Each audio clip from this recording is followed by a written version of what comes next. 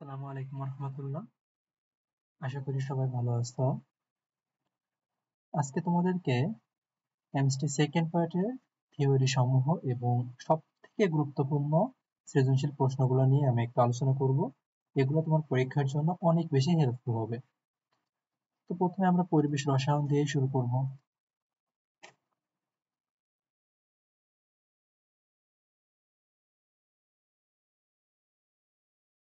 তো দেখো, প্রথমে যদি আমি বয়লের সূত্র নিয়ে বলি, বয়লের সূত্রটা আমাদের কি ছিল? বয়লের সূত্র ছিল নির্দিষ্ট তাপমাত্রায় নির্দিষ্ট ভরে কোনো গ্যাসের আয়তন ওই গ্যাসের উপর প্রযুক্ত চাপের ব্যস্তানুপাতিক ছিল। ভি সমানুপাতিক 1/p ছিল। আচ্ছা, তার আগে আমি আরেকটা কথা বলে রাখি, আমাদের তাপগতীয় চলরাশি আছে হচ্ছে তিন, মনে রাখবো তিনটা পিভিটি। এখন পিভিটি এর সাথে আরেকটা এক্সট্রা এন মনে রাখবো। এনটা তো আমরা মোল সংখ্যা জানি, এটা আমরা মোল সংখ্যা জানি। তা এই জায়গায় দেখো, পি আর ভি এর মধ্যে সম্পর্ক পাচ্ছি, তাহলে বাকি যে দুইটা থাকবে সেই দুইটা তুমি এখানে কনস্ট্যান্ট বলবা। টি সমানুপাতিক টি আর এন হচ্ছে এখানে কনস্ট্যান্ট। যেহেতু এই জায়গাতে টি কনস্ট্যান্ট, টি কি টেম্পারেচার, টেম্পারেচার যেহেতু কনস্ট্যান্ট থাকে সেজন্য এই বয়লের সূত্র যে লেখচিত্র আসে সেই লেখচিত্রটাকে বলা হয় আইসোথার্মাল। আইসো মানে কি একই, আর থার্মাল মানে কি টেম্পারেচার। তাহলে এই লেখচিত্রটাকে কি বলা হয়? আইসোথার্মাল লেখচিত্র বা সমুষ্ণ সমীকরণ বা সমুষ্ণ লেখচিত্র বা সমতাপীয়, যেভাবে ইচ্ছা বলতে পারি। তা আমরা এখানে আইসোথার্মাল বলতে পারি। এই জায়গায় সমানুপাতিক ধ্রুবক সবগুলো উঠায় দেওয়ার পরে আমরা এখানে কি পাই? পিভি সমান কে পাই। তাহলে আমরা এখান থেকে পি ওয়ান ভি ওয়ান সমান পি টু ভি টু, এটা সমান পি থ্রি ভি থ্রি সমান কে, এগুলো লিখতে পারি। এখান থেকে তোমার পি ওয়ান ভি ওয়ান বা পি টু এই মান দেওয়া থাকবে, অন্য যে কোনো একটা মান বের করতে বলতে পারে। আর কি করতে পারে এই জায়গায় সৃজনশীলে? এটা একটা ভাবে তোমার বলবে মান নির্ণয় করো, তো এটা তো তুমি খুব ভালো করেই পারো, সহজ কোশ্চেন যেগুলা বলা হয় এটা। দ্বিতীয়ত তোমার প্রশ্নে বিভিন্ন মান দেওয়া থাকতে পারে, P one V one P two V two এরকম অনেকগুলো মান দেওয়া থাকতে পারে। সেখান থেকে তোমাকে বলতে পারে যে এটা বয়লের সূত্রটাকে সমর্থন করে কিনা সেটা দেখাও। সেই ক্ষেত্রে তুমি পি ওয়ান ভি ওয়ান গুণ করবা, যে মানটা পাবা, পি টু ভি টু গুণ করে যে মানটা পাবা, পি থ্রি ভি থ্রি গুণ করে যদি একই মান পাও, তখন তুমি বলবা এটা বয়লের সূত্রটাকে সমর্থন করতেছে, বয়লের সূত্রকে সমর্থন করতেছে। এখন এইখান থেকে আমাদের কিন্তু বেশ কিছু লেখচিত্র এমসিকিউতে চলে আসে। দেখো, একটু এমসিকিউতে শর্টকাট করার জন্য এভাবে মনে রাখতে পারো, যদি সমানুপাতিক লেখচিত্র হয় মানে সমানুপাতিক সম্পর্ক হয়, তাহলে সেইখানে আমরা লেখচিত্র পাবো হচ্ছে মূল বিন্দুগামী সরলরেখা। সব সময় যদি সমানুপাতিক হয়। আর যদি ব্যস্তানুপাতিক হয়, ব্যস্তানুপাতিক তোমার দুই প্রকার হতে পারে বয়লের সূত্রের ক্ষেত্রে।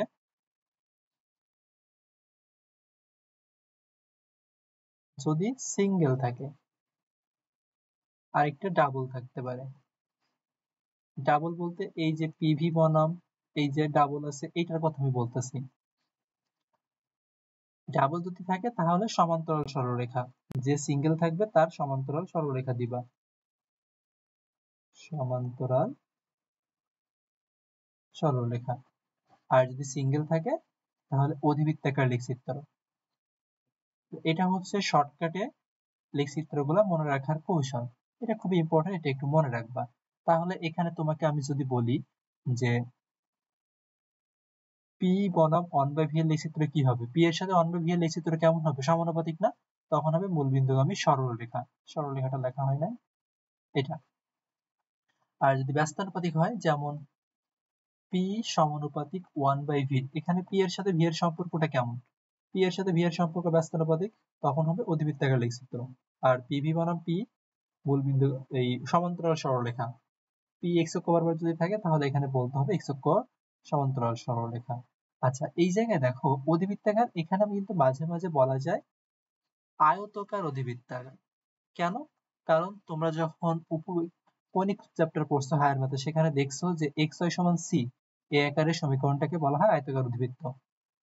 সি হচ্ছে কনস্ট্যান্ট পদ, সি হচ্ছে কনস্ট্যান্ট পদ এইগুলা। তারপর এখান থেকে তোমার এই সম্পর্কগুলো বের করতে বলতে পারে, নোডাল তলের সম্পর্কগুলো, ওগুলা একটু তোমরা দেখে নিয়ে ওগুলো নিয়ে আলোচনা করতে গেলে ভিডিওটা অনেক লেন্থলি হয়ে যাবে। মানে আমি বলতে চাচ্ছি লেখচিত্র থেকে এরকম। একটা দেখাই, ধরো এখানে আমি ভি বনাম পি এর লেখচিত্র বললাম, এটা T1 T2 and T3 এরকম যদি দেওয়া থাকে, এই T1 T2 T3 এদের মধ্যে কোনটা বড়, এরকম যদি কোনো প্রশ্ন চলে আসে, তুমি সরাসরি এখানে একটা সরলরেখা টানবা, কোন কোন পয়েন্টে সেট করছে এটা একটু দেখবা। এই 3টা পয়েন্টে সেট করছে, তাহলে এখানে দেখো যদি হিসেব করে সব জায়গায় কিন্তু পি সেম, কি আলাদা আলাদা এখানে, এখানে কিন্তু সবার জন্য যদি আমরা বলি, সবার জন্য কিন্তু এখানে ভি আলাদা, সবার জন্য এখানে যদি আমরা বলি ভি আলাদা, নাকি ভি সেম, পি কিন্তু সবার জন্য এখানে সেম। যদি তুমি এই বরাবর টানো আর যদি এই বরাবর টানো, সেক্ষেত্রে এগুলো একটু উপরে তুললে ভি কিন্তু সেম হয়ে যেত। মানে আমি বলতে চাচ্ছি এরকম, যদি আমি এই বরাবর টানতাম, এখান থেকে যদি টানতাম, তখন আমাদের ভি সেম থাকতো। তুমি যদি এই বরাবর টানতে, আমি এটা নিয়ে দেখাই, তখন তোমার কি বড় হতো, এটা পি3, পি3 বড় হতো, পি2 বড় হতো, আর পি2 থেকে পি1টা ছোট হতো। তো সেই হিসেবে দেখো তো এখানে কে বড়, টি3 বড় হয়ে যেত না, টি3 টি2 টি1, বা পিভি সমান এনআরটি সমীকরণ যদি তুমি দেখো, পি এর সাথে টি এর সম্পর্ক কেমন, সমানুপাতিক না? তাহলে টি3 যদি বড় হয় অবশ্যই টি3 বড় হবে। এইভাবে কিন্তু চলে আসতে পারে। তাহলে বয়লের সূত্র থেকে এগুলো একটু খেয়াল করবা।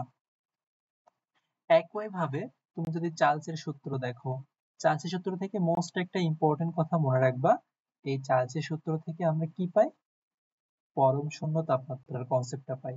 এমসিকিউ এর জন্য কিন্তু খুব ইম্পর্টেন্ট। এটা কত, -273°C বা 0 কেলভিন। যেহেতু ফিজিক্সে তাপগতিবিদ্যা চ্যাপ্টারে এটা আসে নাই, এই জন্য কেমিস্ট্রিতে এটা খুব বেশি আসে না, যে ফারেনহাইটের যেটা, তারপর চাইলে দেখতে পারো। আচ্ছা, চার্লসের সূত্রে দেখো চ আছে, চ দিয়ে আমরা মনে রাখবো কি পি স্থির। তা পি যদি স্থির থাকে তাহলে বাকি থাকে ভিটিএন, এন মনে রাখবা অ্যাভোগাড্রো বাদ দিয়ে বাকি সবকটা কনস্ট্যান্ট, তাই ভি আর টি এর মধ্যে সম্পর্ক থাকবে। চার্লসের সূত্রে বলা হয়েছে কি, ভি আর টি পরস্পরের সমানুপাতিক, ভি সমানুপাতিক টি, এটা সূত্র অনেক প্রমাণ আছে বড় করে বই, অত আমাদের দরকার নাই। ভি আর টি পরস্পরের এখানে আমরা সমানুপাতিক বলবো।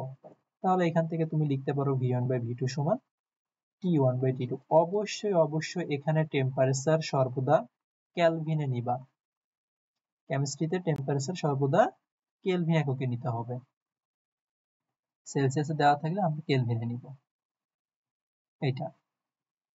আর এখানে দেখো চার্লসের সূত্রে তুমি যদি সংজ্ঞাটা খেয়াল করো, দেখবা যে নির্দিষ্ট চাপ, নির্দিষ্ট ভরের কোনো গ্যাসের আয়তন প্রতি ডিগ্রি সেলসিয়াস বৃদ্ধি বা হ্রাসের জন্য 0°C তাপমাত্রায় গ্যাসের আয়তনের কতটুকু হ্রাস বা বৃদ্ধি হয় সেটা দেখবা 1/273, 1/273 এই মানটা মনে রাখবা, V0/273 বা 1/273 এইগুলা।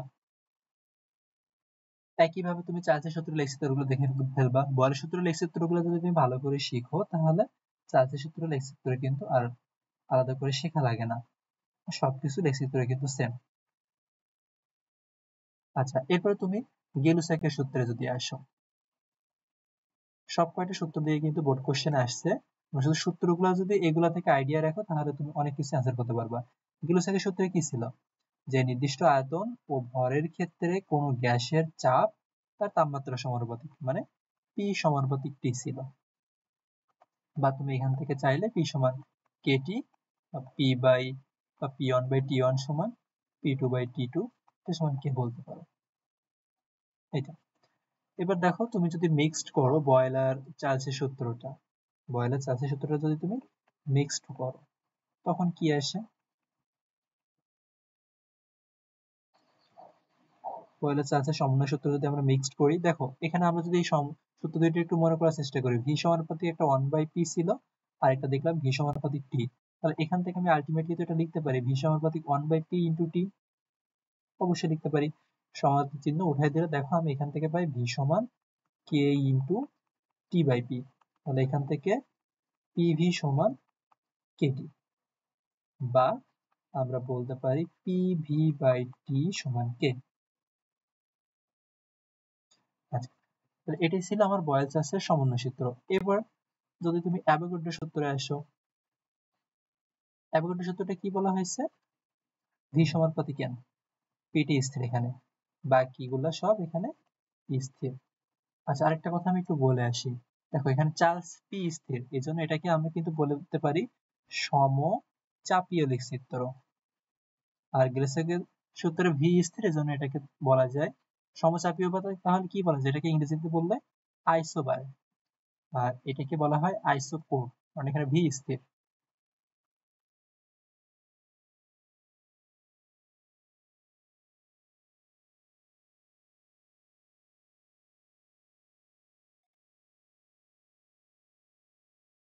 আচ্ছা, যে বয়লার চার্লসের সূত্র, এই অ্যাভোগাড্রো সূত্রটা আমরা এখানে দেখে ফেলেছি। ভি সমানুপাতিক এন হচ্ছে, ভি সমানুপাতিক আমাদের এখানে এন হচ্ছে। এরপর দেখো আদর্শ গ্যাসের সূত্র চলে আসে আমাদের।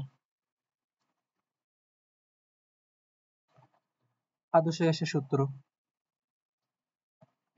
আদর্শ গ্যাসের সূত্রটা আমরা তো সবাই মুখস্থ রাখছি, কিন্তু মাঝে মাঝে এই প্রমাণটাও কিন্তু গয়ে চলে আসতে পারে। পিভি সমান এনআরটি, পিভি সমান এনআরটি। এটা কি করবা? দেখো আমরা বয়েলের সূত্রে পড়ছি, লিখবা কি ভি সমানুপাতিক 1/p। তারপরে আমরা চার্লসের সূত্র পড়ছি, ভি সমানুপাতিক টি। কি কি স্থির আছে সেগুলো কিন্তু সাইডে নোট দিতে হবে। এরপরে আমরা অ্যাভোগাড্রো সূত্র পড়ছি, সেই অ্যাভোগাড্রো সূত্রে আমরা দেখছি ভি সমানুপাতিক n। দেখো তিনটা ভি এর সমানুপাতিক আসছে এখানে। তাহলে এই অনুপাতগুলা বা অনুপাতের নিয়ম অনুসারে আমরা কি লিখতে পারি? ভি সমানুপাতিক 1/p into T into n। বা তুমি চাইলে এখান থেকে লিখতে পারো ভি সমানুপাতিক কি N T by P. Constant যদি তুমি নিয়ে আসো, পি ভি সমান আমরা লিখতে পারি এন আর টি।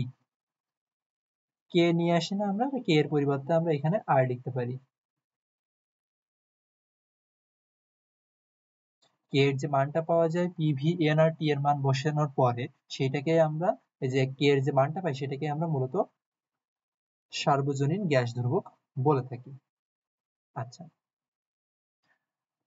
এখানে তোমাকে বেশ কতগুলো এমসিকিউ এর জন্য শিখতে হবে। এককগুলা একটু শিখে রাখবা, চাপের এককগুলা, ভি এর এককগুলা,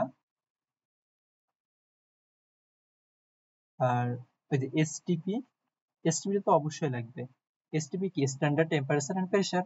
এসটিপি তে আমরা বলি 0°C, বা যেটাকে বলা হয় 273 কেলভিন। আর প্রেসারটা প্রয়োজন হয় বেশি, যে 1 অ্যাটমসফিয়ার বা 101.325 পাস্কেল। আমরা বলতে পারি 101.025 কিলো পাস্কেল। আর যদি তুমি ভলিউমের কথা বলো, ভলিউম কত? এখানে 1 মোল গ্যাসের আয়তন হচ্ছে 22.4 লিটার। আরেকটা আছে হচ্ছে এসিটিপি। এসিটিপি র টেম্পারেচারটা কি? এসিটিপি টেম্পারেচার হচ্ছে তোমার 25°C, বা যেটাকে বলা হয় 298 কেলভিন। আর প্রেসার কত? প্রেসার হচ্ছে 100 কিলো পাস্কেল। আর ভলিউম 24.789। আরেকটা আছে হচ্ছে 20°C। 20°C প্রেসারটা, প্রেসার বলছি, ভলিউমটা শুধু মনে রাখবা যে 24.04। আর যদি ভলিউম সবগুলোর একক আসে এমসিকিউতে কখনো, তাহলে লিটার পার মোল দিবা, লিটার পার মোল দিয়ে দিবা। এককের কনভার্সন গুলো একটু শিখে ফেলবা। আচ্ছা, এরপরে তোমার এমসিকিউতে কিন্তু এটা চলে আসতে পারে সার্বজনীন গ্যাস ধ্রুবকটা, পিভি বাই এনটি। এখানে তুমি বের করে ফেলবা এসআই এককে আর লিটার অ্যাটমসফিয়ার, এই দুইটা সব থেকে মোস্ট ইম্পর্টেন্ট। এসআই এককে আর লিটার অ্যাটমসফিয়ার এককে তাহলে তো বের করতে জানো, এটা নিয়ে আর খুব বেশি বলা তো তেমন কিছু নাই। যে এখানে তুমি মিটার, যখন এসআই এককে বের করবা, তখন তোমার এখানে প্রেসার কত নিতে হয়? প্রেসার নিতে হবে হচ্ছে নিউটন পার মিটার স্কয়ার এককে, 101.325 নিউটন পার মিটার স্কয়ার। ভলিউমটা নিতে হবে তোমার মিটার কিউ, তাহলে 22.4 লিটার থাকে, 1 লিটার মানে 10⁻³ মিটার কিউ। আর এখান থেকে মোল সংখ্যা তো তোমার 1 ধরতে হবে। আর টেম্পারেচারটা 0°C আমরা এসটিপি তে ধরে যদি করি, তাহলে এখান থেকে আমরা পাই 8.314 জুল পার মোল পার কেলভিন। আর যদি লিটার অ্যাটমসফিয়ার একক করা হয়, যদি লিটার অ্যাটমসফিয়ার একক করা হয়, তখন কি আসবে? লিটার অ্যাটমসফিয়ার এককে করলে প্রেসারটা 1 অ্যাটমসফিয়ার, ভলিউমটা নিতে হবে 22.4 লিটার। আর এই জায়গাটাতে মোল সংখ্যা তো 1, আর এখানে 273। এটা আসে তোমার 0.08212 বা 21.08 পর্যন্ত রাখা হয়। লিটার অ্যাটমসফিয়ার পার মোল পার কেলভিন, পার মোল পার কেলভিন। সিজিএস একক, তারপরে ক্যালোরি একক, এগুলো একটু চাইলে দেখে নিতে পারো। তারপরে তুমি বোল্টজম্যান কনস্ট্যান্টটা একটু দেখবা। বোল্টজম্যান ধ্রুবকটা কি? কে সমান আর বাই এন এ। এখানে তুমি এই দুইটা এককে বের করে ফেলবা। একটা আছে তোমার দেখো 1.36 আর একটা আছে 1.38। 1.38টা কিন্তু হবে কোন এককে? এই দুইটার মধ্যে কোনটা বড়? অবশ্যই এসআই বড়, তাহলে এসআই এককে 1.38টা হবে। 10 এর পরে একটা আছে 10 টু দি মাইনাস 36, 10 এই সত্যি বলতেছি, এটা 1.36 1.38।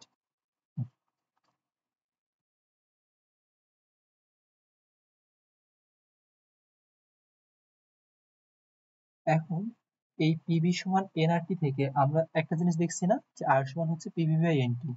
দেখো আমি এখানে একটু জিনিস আমি তোমাকে একটু বলি। পিভি সমান আমরা বলতেছি এনআরটি, তাহলে আর সমান আমরা বলতে পারি পিভি বাই এনটি। এখানে কিন্তু মোল সংখ্যার অনেকগুলো সূত্র আছে জানো, ডাব্লিউ বাই এম, তারপরে অণুর সংখ্যা বা পরমাণুর সংখ্যা ডিভাইডেড বাই একক বিন্দুর সংখ্যা, ভিএল বাই 22.4 যদি সেটা এসটিপি হয়, তারপরে ভিএল বাই 24.799 যদি সেটা এসএটিপি হয়।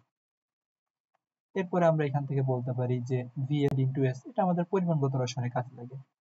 আচ্ছা, এই জায়গাটাতে যদি বা এই সূত্রটাতে এই মোল সংখ্যা আর টেম্পারেচার আমাদের যদি কনস্ট্যান্ট হয়, মোল সংখ্যা টেম্পারেচার যদি আমাদের কনস্ট্যান্ট হয়, তাহলে কি আসে? বয়লের সূত্র পাই। কিন্তু দেখো পিভি সমান আর, তার তো কনস্ট্যান্ট, তার মানে পি1 ভি1 সমান পি2 ভি2 পাই।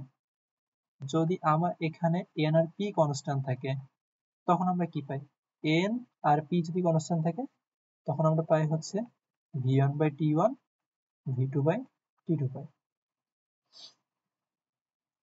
তারপরে মূল সংখ্যার যদি আয়তন কনস্ট্যান্ট থাকে, সেক্ষেত্রে আমরা কি পাই?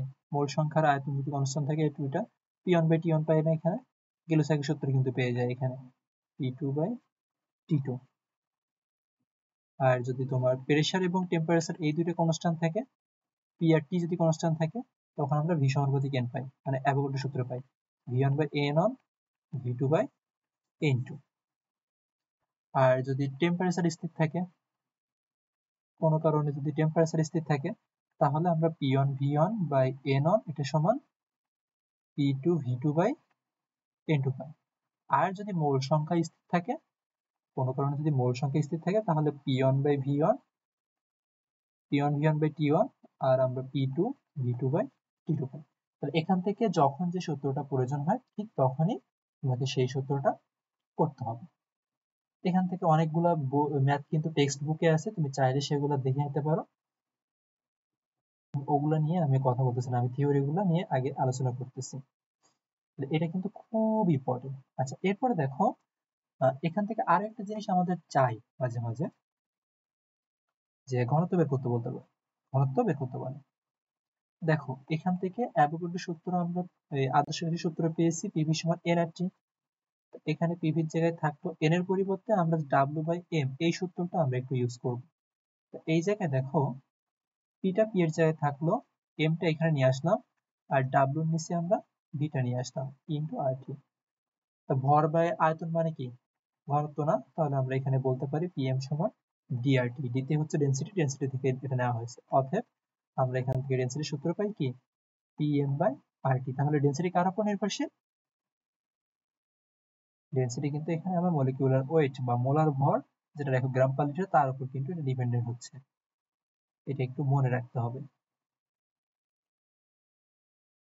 ঘনত্ব বের করতে বলতে পারে, এককটা মনে রাখতে হবে শুধু, gram per KG per metre cube, gram per mole বলছি কেন?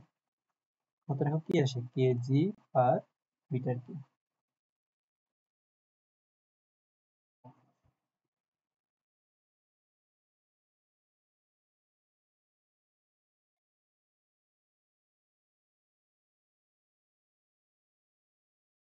আচ্ছা, এখন আসো আমরা মোটামুটি এখানে প্রথমে গ্যাসের যে সূত্র সমূহ ছিল সেগুলা নিয়ে কিন্তু মোটামুটি একটা আলোচনা আমরা এখানে করছি। তাহলে এগুলা দিয়ে কিন্তু অনেক প্রশ্ন আসতে পারে, সৃজনশীল আসবে, এমসিকিউতে আসবে, সেগুলো সাধারণত একটু করে ফেলবা। তুমি যতটা পরে বোর্ড কোশ্চেন সলভ করো, বোর্ড কোশ্চেন গুলো করলেই মোটামুটি বলা যায় এনাফ। এবার এসো, আমাদের সাধারণত মাঝে মাঝে দুইটা প্রশ্ন বা দুইটা পাত্র দেওয়া থাকে, যে বলে দুইটা পাত্রের মধ্যে স্টপ কক দিয়ে আটকানো আছে। এরপর স্টপ ককটা তোমার খুলে দেয়, খুলে দিয়ে বলে যে গ্যাস মিশ্রণ এখানে আংশিক চাপ মানে মিশ্রিত চাপ নির্ণয় করো, গ্যাস মিশ্রণের চাপ নির্ণয় করো। এখন এটা তোমার দুইটা ভাবে আসতে পারে। একটা হচ্ছে তোমার পাত্রের আয়তন দেয়া না থাকলে, পাত্রের আয়তন দেওয়া না থাকলে মানে মানে মিশ্রণের পরে যে পাত্রের আয়তনটা থাকবে, মানে মিশ্রণ আমরা যে পাত্রে করতেছি ওই পাত্রের আয়তন যদি না দেওয়া থাকে, সেই ক্ষেত্রে একটা সূত্র হবে। ধরো তোমার তিনটা গ্যাস বা দুইটা পাত্র আছে, সেক্ষেত্রে আমরা কি করব, P1V1 প্লাস P2V2 এটা সমান হচ্ছে P into V1 plus V2। মানে ধরো এই তোমার দুইটা পাত্রটা, এক নাম্বার পাত্রটা, দুই নাম্বার পাত্র, এই পাত্রে আছে P1V1, এই পাত্রে আছে P2V2। তো মিশানোর পরে এই দুইটা পাত্রের আয়তন এই দুইটা যখন আমরা ধরো এখানে তিন নাম্বার একটা পাত্রে যদি মিশাই, এই তিন নাম্বার পাত্রের আয়তন যদি না দেওয়া থাকে তখন এই সূত্র। আর যদি আয়তন দেওয়া থাকে, যদি পাত্রের ভলিউম দেওয়া থাকে,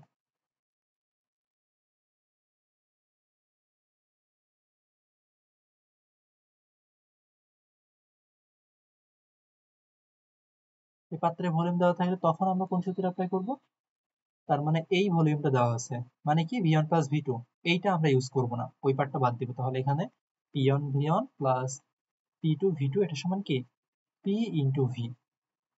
এইখানে মনে রাখবা P কিন্তু সব সেম এককে নিতে হবে, P সব সেম এককে করে নিতে হবে। এই ভুলটা কিন্তু অনেকেই করে ফেলে, এই ভুলটা কোনোভাবেই গ্রহণযোগ্য না, কোনোভাবে এটা করা যাবে না। কোনোভাবে না মানে এটা কোনোভাবেই করা যাবে না।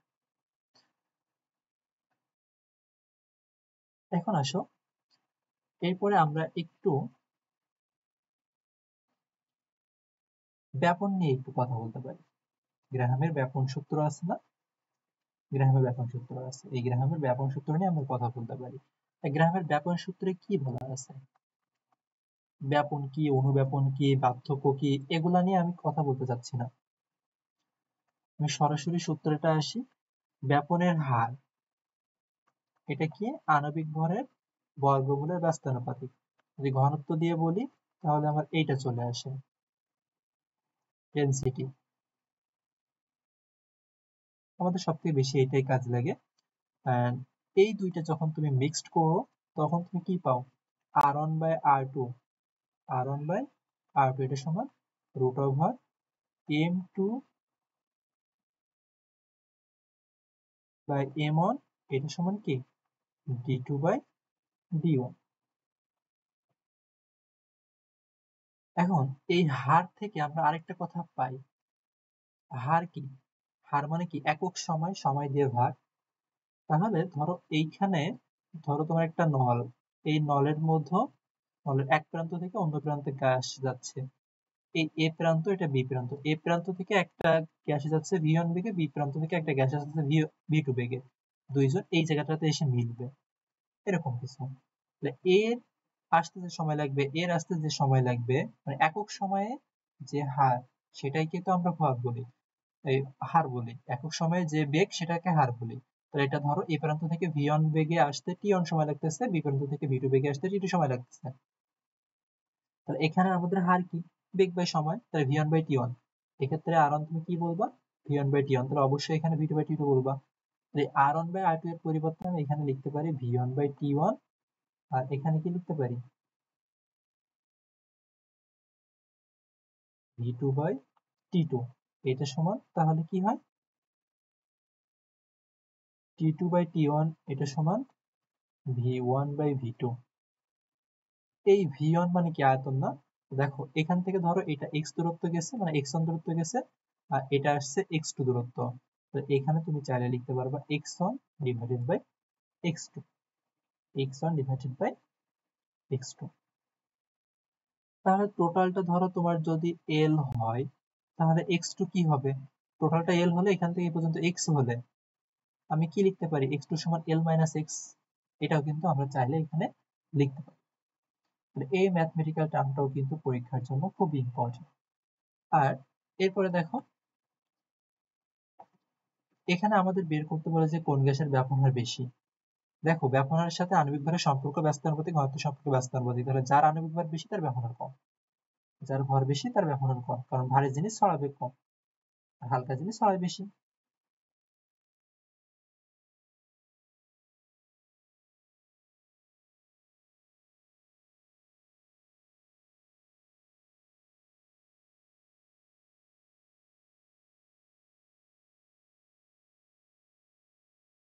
এরপরে যদি আমরা আলোচনা করতে চাই, আমাদের গ্যাসের গতিতত্ত্ব চলে আসে। গ্যাসের গতিতত্ত্ব চলে আসে, সেখানে আমাদের বেশ কতগুলো সূত্র খুব ইম্পর্টেন্ট। সেটা হচ্ছে তোমার প্রথমে আসে এন মোল গ্যাসের গতিশক্তি। প্রত্যেকটা ভেঙে ভেঙে পড়ো, আলাদা করে সবগুলো মুখস্থ করতে হবে না। আর এন মোল গ্যাসের গতিশক্তি তুমি যদি বলো 3/2 পিভি বলতে পারো, 3/2 এনআরটি বলতে পারো। তোমার যদি পিভি এর মান দেওয়া না থাকে তখন এনআরটি যেটা বলে, যেটা বলে মেইনলি আমরা এইটা ইউজ করি। আর যখন এই এন এর পরিবর্তে আর 1 মোল বলবে, সেক্ষেত্রে আমরা কি পাবো? 3/2 আরটি পাবো। তারপরে মাঝে মাঝে বলতে দেখা যায় যে একটি অণুর গতিশক্তি।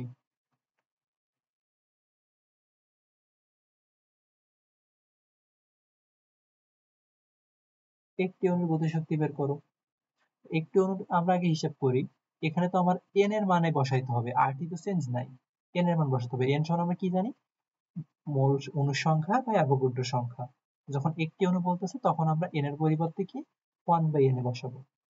যখন আমি এখানে 1/n এ বসাবো তখন কি পাবো আমরা? 3/2 ইন্টু এন এর পরিবর্তে 1/n এ ইন্টু এখানে আমরা আরটি পাচ্ছি। তখন আমাদের কি চলে আসে? এখানে 3RT/2n এ চলে আসে। এটা হচ্ছে একটি অণুর গতিশক্তি। একটি অণুর গতিশক্তি। এটাকে আবার কিন্তু আমরা চাইলে লিখতে পারি 3/2 kT। কেন? কারণ প্রথমে দেখো বোলসম্যান কনস্ট্যান্টের ওখানে বলে আসছিলাম যে k সমান হচ্ছে R/na, R/na। একটি অণুর গতিশক্তি। আর তোমার যদি বলে এমটি অণুর গতিশক্তি কত, এরকম যদি বলে কখনো, তখন তুমি এখানে কি দিবা? 3/2 mkt। যদিও কখনো এটা পরীক্ষায় আসে না।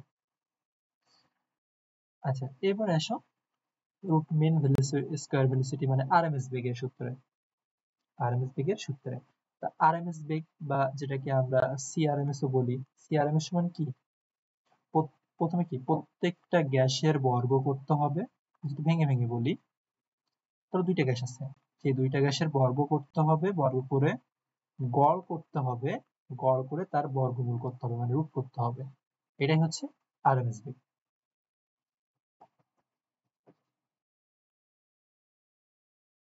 যত সংখ্যা থাকবে ঠিক ততটা। আমরা মেইনলি দুইটা সূত্র পড়ি। সিআরএমএস সমান 3PV/m বা 3RT/m যখন n সমান 1 মোল হবে। n সমান 1 মোল হলে আমরা 3RT/m, RT এর পরিবর্তে আমরা PV ইউজ করতে পারি। RT এর পরিবর্তে আমরা PV ইউজ করতে পারি। কিন্তু অরিজিনালি যদি তুমি বলো এটা কিভাবে আসে সূত্রটা, আমি যদি ছোট্ট করে তোমাকে দেখাই, যদিও প্রয়োজন হয় না, যে মেইন সূত্র হচ্ছে 3PV/m। ছোট হাতের m মানে হচ্ছে তোমার টোটাল ভর। টোটাল ভর মানে হচ্ছে মোল সংখ্যার সাথে মোল সংখ্যার সাথে আণবিক ভরটা গুণ। তাহলে এবার পিভি এর পরিবর্তে তুমি যদি nRT লিখো আর এখানে যদি nm লিখো, n আর n কেটে যায়, তাহলে RT/m চলে আসে। RT/m চলে আসে এখানে। তাহলে এখানে যদি দেখো, এই জায়গায় আমরা বলতে পারি কি আরএমএস বেগ কার সমানুপাতিক? টেম্পারেচারের বর্গমূলের সমানুপাতিক। টেম্পারেচার চেঞ্জ হয়ে গেলে আমার মূলত চেঞ্জ হয়ে যাবে কি? আরএমএস বেগটা চেঞ্জ হয়ে যাবে। আর এখানে যখন তোমার এখান থেকে তোমার সরাসরি আরএমএস বেগ বের করতে বলবে, সরাসরি যখন তোমার আরএমএস বেগ বের করতে বলবে, দেখো বেগের একক কি একটু বুঝো, বেগের একক হচ্ছে মিটার পার সেকেন্ড, সাধারণত আমরা জানি। এখানে তোমার আর এর একক আর এম এর এককটা নিয়েই যত ঝামেলা। তো তুমি এখানে কি করবা, সকল আরএমএস বেগ বলুক বা গতিশক্তি বলুক, গতিশক্তি আমরা এখানে কি দেখছি, 3/10 দেখছি না। তো এখানে তুমি আর এর মান সর্বদা জুল এককে নিবা, 8.314 জুল পার মোল পার কেলভিন, কারণ জুলের মধ্যে দেখো তোমার কেজি আছে, সেকেন্ড আছে, সবকিছুই আছে। আর আণবিক ভরটা কি নিবা, আণবিক ভরটা তুমি কেজিতে নিবা, আণবিক ভরটা তুমি কেজিতে নিবা। মানে আণবিক ভর তো সাধারণত গ্রাম পার মোলে থাকে, ধর গ্রাম পার মোলে থাকে, সেটাকে যদি আমি 1000 দিয়ে ভাগ করি, তখন আমরা এখান থেকে পাই কেজি পার মোল। এই তাহলে সিআরএমএস বেগের ক্ষেত্রে নিতে হবে ওইটা, তারপর আর এর মানটা, আর 3/2 এনআরটি এর ক্ষেত্রেও সেম জিনিসই নিতে হবে। তো এখানে আমরা যদি বলি তাহলে এখান থেকে C1/C2 এটা সমান আমরা লিখতে পারি √T1/T2। এটা আমাদের মাঝে মাঝে পরীক্ষায় চলে আসতে পারে যে দুইটা গ্যাসের আরএমএস বেগ সমান হলে দ্বিতীয় গ্যাসের টেম্পারেচার কত হবে, এই টাইপের প্রশ্ন কিন্তু আমাদের মাঝে মাঝে চলে আসে। আচ্ছা, তাহলে আরএমএস বেগের সাথে আরেকটা জিনিস, এখানে আরএমএস বেগের সাথে আণবিক ভরের সম্পর্ক কিন্তু ব্যস্তানুপাতিক। যদি তোমার আরএমএস বেগের পূরণ বের করতে বলে, তাহলে কি হবে, যার আণবিক ভর যত বেশি, যার আণবিক ভর যত বেশি তার আরএমএস বেগ তত কম, অনেকটা ব্যাপনের মতোই। আমরা কিন্তু এগুলা শিখে ফেললাম। এবার আসো একটু ম্যাথমেটিক্যাল টার্ম আমরা দেখি বোর্ড কোশ্চেন যেগুলো মোস্ট ইম্পর্টেন্ট, যে বোর্ড কোশ্চেন গুলো, মানে এগুলা করলে তোমার প্রিপারেশন এই টপিক গুলো 100% হয়ে যাবে। আমি ওই যে P one V one P two V two আর পিওন ভিওন বাই টিওন এগুলা নিয়ে আমি ম্যাথ দেখাচ্ছি না, যেগুলো থেকে মোস্ট ইম্পর্টেন্ট কোশ্চেন প্রতিবারই আসে এবং আসবে, সেগুলো নিয়ে আমি কথা বলতেছি। প্রথমে দেখো এটা কি, ডাল্টনের আংশিক হিসাব থেকে সূত্র কথা, ম্যাথটা আমি এখানে মূলত দিয়ে দিয়েছি। এখানে তুমি যদি দেখো এ পাত্রে আর বি পাত্রে, এখানে বলছে 30°C তাপমাত্রায় 2 লিটার আয়তনের পাত্র। এইখানে দেখো যে পাত্রে মিশানো হবে সেই পাত্রের আয়তন কিন্তু দেওয়া আছে, তার মানে তুমি কোন সূত্র অ্যাপ্লাই করবা, এই সূত্রটা অ্যাপ্লাই করবা, পাত্রের আয়তন এখানে দেওয়া আছে। এখন দরকার কি, আমরা P1V1 প্লাস P2V2 সমান PV, এই পাত্র থেকে আমি P1 পাইলাম, V1 পাইলাম, এই পাত্রে আমার সরাসরি ঘনত্ব দেওয়া আছে, আমার P1 ও দেওয়া নাই, আর কি দেওয়া নাই, V1 ও কিন্তু দেওয়া নাই।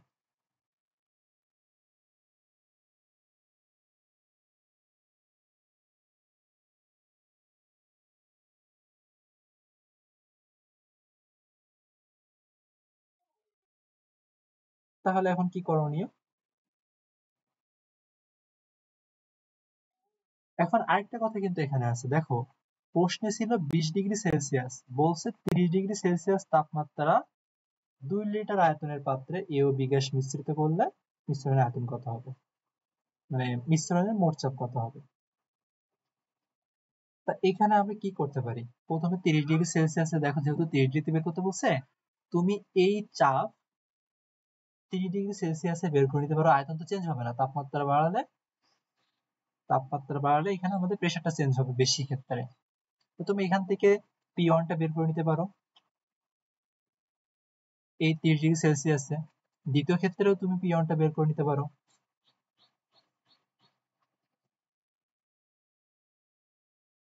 ওইভাবে, অথবা কেন করব, কারণ দেখো এটা হচ্ছে এসটিপি কত, 0°C, এসটিপি হচ্ছে 0°C, এখানে আছে 20°C। তা আমি তো দুইটা একসাথে মিক্স করতে পারবো না, দুইটা আলাদা আলাদা টেম্পারেচার আছে না, মিক্স করতে পারবো না। তুমি চাইলে এটাকে তুমি 20°C তাপমাত্রায় পিভি বের করে তারপরে মিক্স করে তারপরে 30 যেতে পারো, কিন্তু অত ঝামেলা যাওয়ার দরকার কি, কোশ্চেনটা বুঝো, এখানে 20 এখানে 0°C, তাহলে তোমাকে 20 থেকে 30 যেতে হবে, 0 থেকে 30 যেতে হবে। তাহলে আমি কি করব, 30°C আমি চাপ বের করব, এই 30°C তাপমাত্রায় বি গ্যাসের চাপ বের করব, আয়তন তো আমার দুইটা ক্ষেত্রে সেম থাকবে। কারণ এসটিপি তে দেখো, এসটিপি তে আমরা টেম্পারেচার জানি, ধরো টিবি বললাম, টেম্পারেচার হচ্ছে 273 কেলভিন। আর এসটিপি তে প্রেসার কত? এসটিপি তে প্রেসার হচ্ছে 1 অ্যাটমসফিয়ার। আমি যদি অ্যাটমসফিয়ারে রাখি, এখন আদি আয়তন কত? ওই আদি আয়তনটাই কিন্তু আমার এখানে আংশিক চাপ হিসেবে গণ্য হয়, এখানে বলা যায়। তা আদি আয়তন এখানে কত? V1, ওই V1 বলতে ভিবি কত সেটা? 22.4। আর দেখো এসটিপি তে 22.4। এবার যখন দুইটা মিশানো হবে, মিশানোর পরের আয়তন কত? 2 লিটার না? তাহলে এখান থেকে ভিবি ডট সমান কিন্তু আমি 2 লিটার পাচ্ছি। তাহলে এই জায়গায় তুমি পিবিটা বের করতে পারতেছো, PB dot. PB dot, PB dot মানে কি? 3 ডিগ্রি সেলসিয়াস তাপমাত্রায় চাপ। পিবি ডট সমান কি আসবে তোমার? আমরা দেখো P1 V1 বাই T1 শিখছিলাম না, ওই সূত্রে আমরা সরাসরি এখান থেকে বের করে নিতে পারবো। পিবি ডট মানে কি আসে আমাদের? PB VB divided by TB into, এখানে উল্টায় যাবে, টিবি ডট বাই তোমার ভিবি ডট। টিবি ডট মানে কি? 3 ডিগ্রি সেলসিয়াস তাপমাত্রা। তো এবার এখানে তুমি সবগুলো মান বসায় দাও। পিবি কত? পিবি হচ্ছে 1 অ্যাটমসফিয়ার, ভিবি হচ্ছে তোমার 22.4, টিবি কত? টিবি হচ্ছে 273 ইন্টু টিবি ডট কত? টিবি ডট, টিবি ডট মানে যে 3 ডিগ্রি সেলসিয়াস, তার মানে হচ্ছে 303 কেলভিন। আর ভিবি ডট মানে কত? শেষ আয়তন, মানে মিশানোর পরে যে আয়তন, 2 লিটার। এটা আমরা ক্যালকুলেটর যদি বসাই, আমরা পাই হচ্ছে যে 12.4 অ্যাটমসফিয়ার। এটা আমরা পিবি পেয়ে গেছি, মানে পিবি বলতে পি টু পেয়েছি। সেম ভাবে এখান থেকে আমরা এ গ্যাসের জন্য বের করে নিব। এ গ্যাসের জন্য আমি যদি পি এ ডট বলি, তাহলে এখানে আমরা P A T A by V A into কি আসে এখানে? T A dot by V A dot আসে। পি এ কত? পি হচ্ছে 576 মিলিমিটার মার্কারি প্রেসার। এটাকে তুমি 760 দিয়ে ভাগ করো, তাহলে তোমার 0.76 অ্যাটমসফিয়ার আসবে। সব অ্যাটমসফিয়ার এককে নিতে হবে। টেম্পারেচার কত? 20 ডিগ্রি সেলসিয়াস, মানে 293 কেলভিন। আর ভি এ কত? আয়তন, আয়তন আছে তোমার 600 ml, মানে 0.6 লিটার। টি এ কত? টি A dot, T A dot মানে 3 degree Celsius, 303 Kelvin. 300 P V A, তাহলে এখানে তারপরে 293, তাহলে এখানে মান কিন্তু উল্টে গেছে। ভি এর জায়গায় কত হবে? ভি এর জায়গায় এখানে তুমি 0.6 বসাবা, এখানে তুমি 293 বসাবা, আর এখানে তুমি ভি এ ডট কত? 2 লিটার। 2 বসানোর পরে এখান থেকে আমরা P A dot pi 0.24 atmosphere. এবার এখান থেকে তুমি সহজে এপিটা বের করে নিতে পারতেছো। কিন্তু এখন এইটা কিন্তু একটু জটিল মতো ছিল, মানে বড় ছিল, কিন্তু অন্যান্য ক্ষেত্রে তোমার কি থাকবে? এই জায়গায় পি1 ভি1 দেওয়া থাকবে, এখানে পি2 ভি2 দেওয়া থাকবে, আর সাধারণ ভি দেওয়া থাকবে, মানে টেম্পারেচার সেম থাকবে। টেম্পারেচার যেই আলাদা বলবে তোমাকে এই প্রসেস ফলো করতে হবে, এটা মনে রাখো। টেম্পারেচার আলাদা থাকলে এই প্রসেস কিন্তু তোমাকে এখানে ফলো করতে হবে। এখন দেখো এইখানে তোমার এই সূত্রটা করার কিন্তু খুব বেশি দরকার নাই। কেন? কারণ তুমি এই যে দুইটা আংশিক চাপ বের করছো, এই দুইটা আংশিক চাপই কি? ডাল্টনের আংশিক চাপ সূত্রে কি? প্রত্যেকটা গ্যাসের আংশিক চাপ এর যোগফল মোট চাপের সমান। মানে পি সমান P A dot plus PB dot, এই দুটো যোগ করলে তুমি এখানে মোট চাপ পেয়ে যাবা। কারণ এখানে দেখো তুমি এইভাবে করে ফেলছো। আর অন্যান্য গুলোর ক্ষেত্রে যেটা বললাম না, ওই যে পি ওয়ান ভি ওয়ান যখন তোমার দেওয়া থাকবে, পি টু ভি টু যখন দেওয়া থাকবে, তখন তুমি সরাসরি এইভাবে করে ফেলবা। সহজ যে ম্যাথ গুলো ছিল। আচ্ছা, এরপরে এটাও খুব ইম্পর্টেন্ট।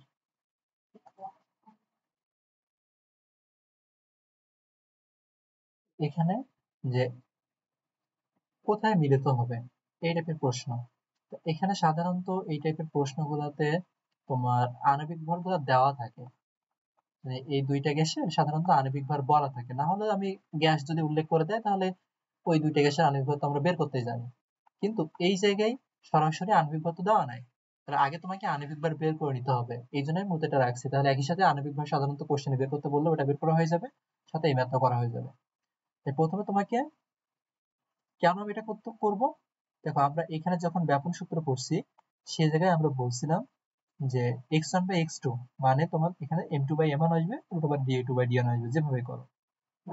তাহলে এই দূরত্বগুলো বের করতে গেলে অবশ্যই তোমার আণবিক ভর দরকার।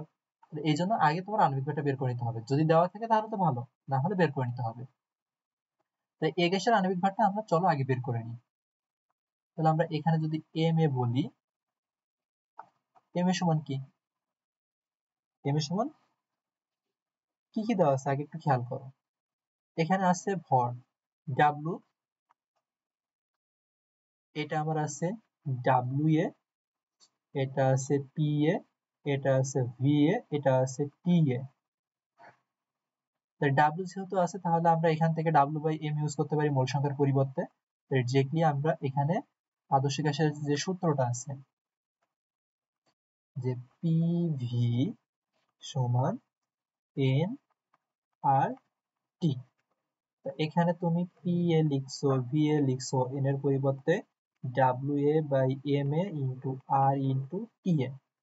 এখানে আমরা আণবিক ভর এ গ্যাসের বের করতে পারতেছি পিওন কত কি আসে, তাহলে P one V one by W R T A, P one V one by W R T. তাই এখানে আমরা সব কিন্তু অ্যাটমসফিয়ারে নিব পাশে, তাহলে পি ক্ষেত্রে কি হবে 576 বাই 760 ইন্টু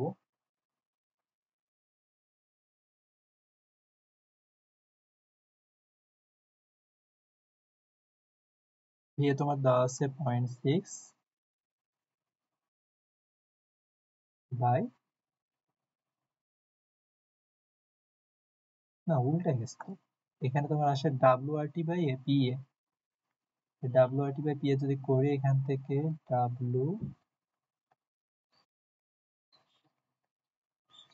তোমার আণবিক ভার ক্যালকুলেটরে বসাও 576 বাই 760 ইন্টু, এটা আসে তোমার 39.3 গ্রাম পার মোল। সেম ভাবে এখান থেকে আমরা এমবিটা বের করে নিব, এমবিটা আমি একটু আলাদা করে ক্যালকুলেটরে করে ফেলি। দেখো এমবি এর ক্ষেত্রে এখানে কি করে বের করবো, এই জায়গায় কিন্তু তোমার ঘনত্ব দেওয়া আছে, তা আমরা দেখো একটা সূত্র পড়ছিলাম না যে ডি সমান পিএম বাই আরটি বা পিএম সমান ডিআরটি, এখান থেকে তোমাকে এম বের করতে হবে। তাহলে এমবি সমান এখান থেকে তুমি কি লিখতে পারো DRTB divided by PB, DRTB by PB. তো ঘনত্ব কত দেওয়া আছে এখানে 1.75, আর তোমার আর তো জানোই লিটার অ্যাটমসফিয়ার এককে নিবা, কারণ প্রেসার সব অ্যাটমসফিয়ারে নিচ্ছ, আর প্রেসার কত নিবা, প্রেসার এসটিপি 1 অ্যাটমসফিয়ার নিবা। এটা বসানোর পরে তোমার এখান থেকে মানটা কত আসে, এটা তোমার আসে হচ্ছে 39.22 গ্রাম পার মোল। এই দুইটা জিনিস দেওয়া থাকলে এত ঝামেলা হতো না, যেহেতু দুইটা দেওয়া নাই সেজন্য আমরা এটা বের করে নিলাম, দুইটা আমরা বের করে নিব। এবার মনে করো আমরা ধরে নিচ্ছি এ গ্যাসের প্রান্ত থেকে বি গ্যাস এর দূরত্ব টোটালটা এল, মানে এ আর বি গ্যাস, ধরো এ একটা পাত্র,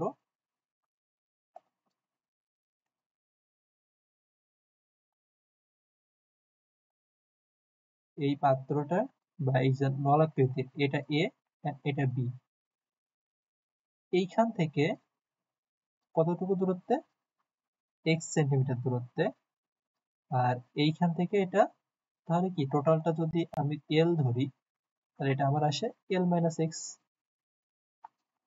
তো দেখো আমরা কি পেয়েছিলাম, তুমি সরাসরি কিন্তু ওটা লিখতে যাবে না, শর্টকাটটা লিখতে যাবে না, তুমি মূল সূত্রটা লিখবা আর এ বাই আর বি, এটা সমান তাহলে আণবিক ভরের সাথে কি ব্যস্তাদের সম্পর্ক, এম বি বাই আমার এম এ আসবে, আর এ মানে কি ছিল বেগ বাই সময় না,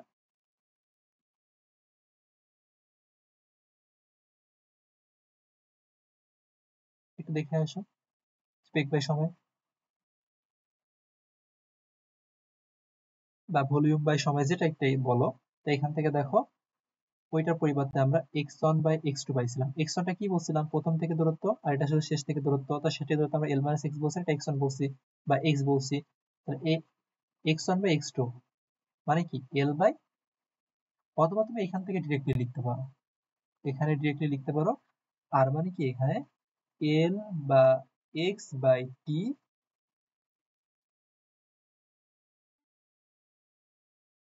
ও এখানে টোটালটা l মানে এখানে 100 সেন্টিমিটার দেওয়া, 1 মিটার দেওয়া না এখানে, এই যে 1 মিটার তার মানে 100 সেন্টিমিটার দেওয়া আছে।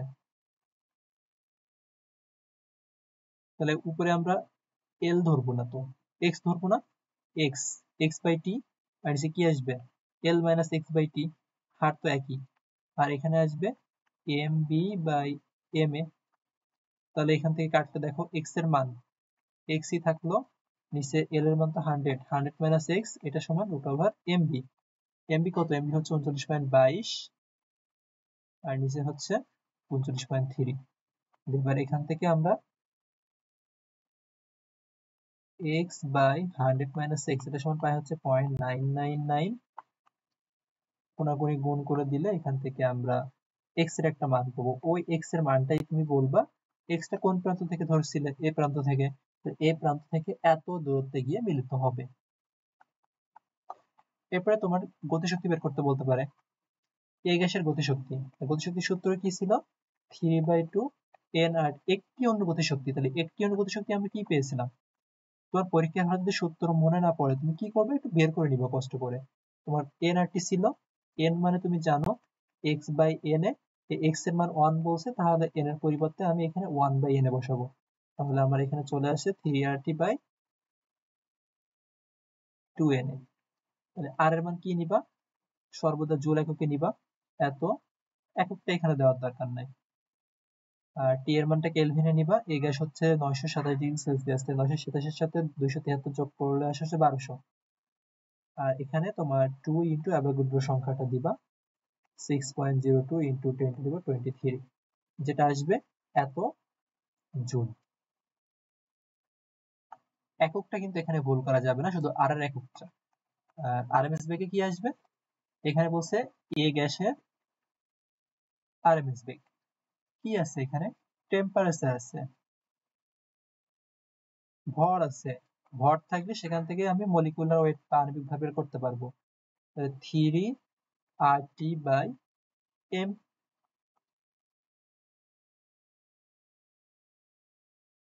আমরা এটা করতে পারি, 3RT বাই এম ইউজ করতে পারি।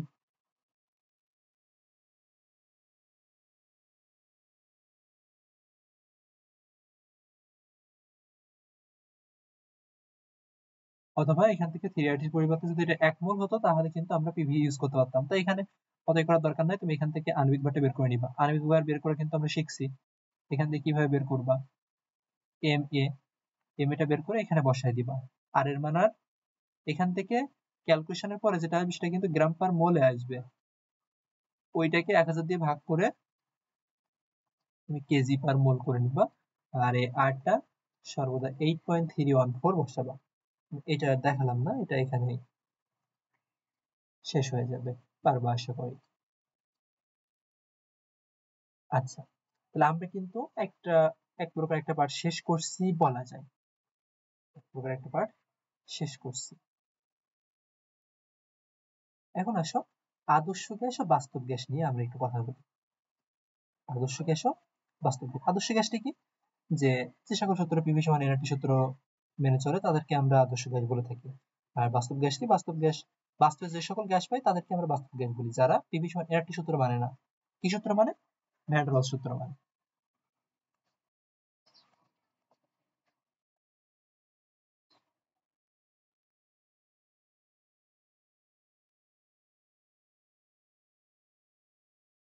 একটা হচ্ছে পিভি সমান এনআরটি, আর একটা হচ্ছে P plus N square A by V square V minus N B এটা সমান এনআরটি। প্রথমে তোমাকে এখানে এমসিকিউ দিবে যে 2 গ্রাম অক্সিজেন এর জন্য এই সমীকরণটা কি হবে আর এই সমীকরণটা কি হবে, এটা এমসিকিউ দিবে। তো তুমি এখানে শুধু এনটা বের করে নিবা, এন সমান কি 2/32, তাহলে এই যত জায়গায় এন আছে সেই জায়গাগুলোতে এটা বসাই দিবা। এটা নিয়ে তো খুব বেশি বলার কিছু নয়, এটা সিম্পল জিনিস, এটা কোনো না কোনো বোর্ডে আসবেই, এটা কোনো না কোনো বোর্ডে আসবে, দেখে নিও। শুধু বসাই দেবা এখানে মানগুলো, এটা খুব কঠিন কিছু না, একদম সিম্পল সহজ জিনিস। আচ্ছা, এখন আমরা যখন আদর্শ গ্যাসের কথা বলি, পিভি সমান এনআরটি এর কথা বলি, তো তুমি যখন পিভি বাই এনআরটি করো সেটা সমান কি পাও, 1 পাও। আমরা যখন বাস্তব গ্যাসের কথা বলি, বাস্তব গ্যাস তো তোমার পিভি সমান এনআরটি মানে না। তার মানে কি, পিভি মানে তো কৃত কাজ, এই পিভি মানেও কিন্তু কাজ, তাপগতিবিদ্যাতে পড়ছো, যেহেতু এটা মানে না, তার মানে পিভি বাই এনআরটি এটা তো 1 হবে না, নট ইকুয়াল টু 1। তাহলে এখন এই পিভি বাই এনআরটি এটা 1 থেকে বড় হতে পারে, 1 থেকে ছোট হতে পারে। যেহেতু 1 হচ্ছে না, সেজন্য আমরা এই পিভি বাই এনআরটি এর যে মানটা পাবো সেটাকে আমরা জেড বলবো। এই জেডটাকেই বলা হয় সংকোচনশীলতা গুণাঙ্ক।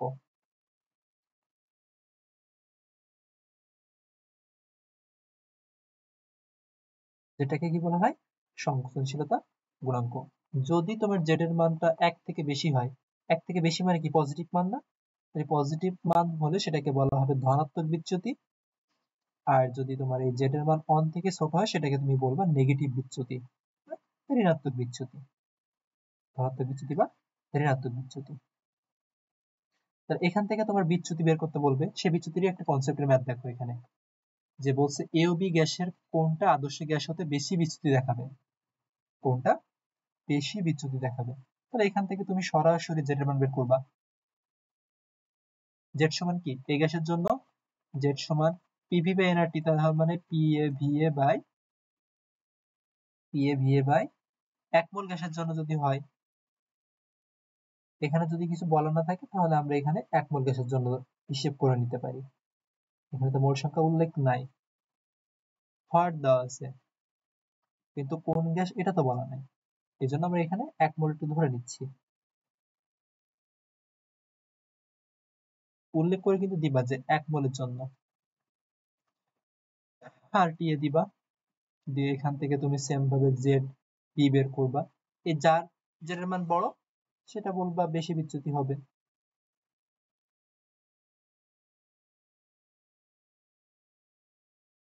মানে জেড এর মান 1 থেকে যত বেশি বিচ্যুত হবে আদর্শ গ্যাস, এর বিচ্যুতিটাও তত বেশি হবে।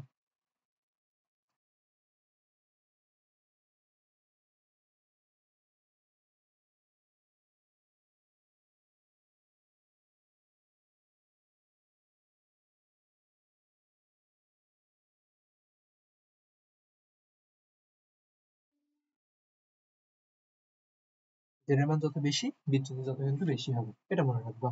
তা বিচ্যুতি নিয়ে, হ্যাঁ আরেকটা কথা আমি এখান থেকে বলতে পারি বিচ্যুতি নিয়ে, এমসিকিউ চলে আসে সাধারণত আমাদের বিচ্যুতি নিয়ে, যে কতগুলো গ্যাস দিয়ে বলে যে কার বিচ্যুতি কত হবে, কতগুলো গ্যাস দিয়ে বলে যে কার বিচ্যুতি কত হবে। সেই ক্ষেত্রে কি মনে রাখবা, বিচ্যুতি আণবিক ভরের সাথে কিন্তু একটা সম্পর্ক আছে, বিচ্যুতি আণবিক ভরের একটা সম্পর্ক আছে, যার ভর বেশি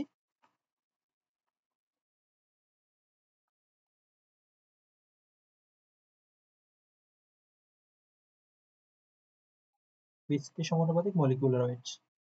এক্সেপশনাল, এক্সেপশনাল মনে রাখবা অ্যামোনিয়া, অ্যামোনিয়া অপশনে থাকলে অ্যামোনিয়া সবচেয়ে বেশি হবে। তোমাকে ধরো বলা হলো hydrogen, oxygen, carbon die oxide, ammonia, আণবিক ভরের হিসেব করে দেখো কার্বন ডাই অক্সাইডের সব থেকে বেশি, কিন্তু ক্রমের দিক থেকে অ্যামোনিয়া অপশনে থাকলে অ্যামোনিয়াটা বেশি দিতে হবে, কারণ সে পোলার, এই কারণে এটা হয়ে থাকে। এটা হচ্ছে বিচ্যুতির ক্রম। এমসিকিউতে মাঝে মাঝে কিন্তু এই বিচ্যুতির ক্রমটা চলে আসে। আচ্ছা, এরপর এই আদর্শ গ্যাস থেকে মোস্ট ইম্পর্টেন্ট বলা যায় কোশ্চেন মাস্ট আসবে, সেটা হচ্ছে এই একটা, যে এই পিভি পি এর দেখো এটা কি সমান্তরাল সরলরেখা না, তার মানে এটা আদর্শ গ্যাসের লেখ চিত্র। আদর্শ গ্যাসের লেখ চিত্র থেকে বিচ্যুতির কারণ আর কিভাবে ওই গ্যাসগুলোকে আদর্শ গ্যাসে আমরা নিয়ে আসবো, এই এই দুইটা কোশ্চেন। তো সব থেকে মোস্ট ইম্পর্টেন্ট এই আদর্শ গ্যাসের বিচ্যুতির কারণগুলো খুব ইম্পর্টেন্ট, এগুলা বাংলা বাংলা লিখতে হয়। আমি যদি তোমাকে বুঝাই দিই তুমি নিজের মতো করে বাংলা লিখতে পারবা। আমি অল্প কথায়, যে কথাটুকু না বললেই নয়, না মনে রাখলেই নয়, আমি সেইগুলা নিয়ে আমি আগে একটু কথা বলি তোমাকে। তার আগে দেখো, তোমরা তো পড়ছো অনেকেই, না পড়লে এখন একটু মনে রাখো যে আদর্শ গ্যাস হতে বাস্তব গ্যাসের বিচ্যুতির কারণ হচ্ছে দুইটা।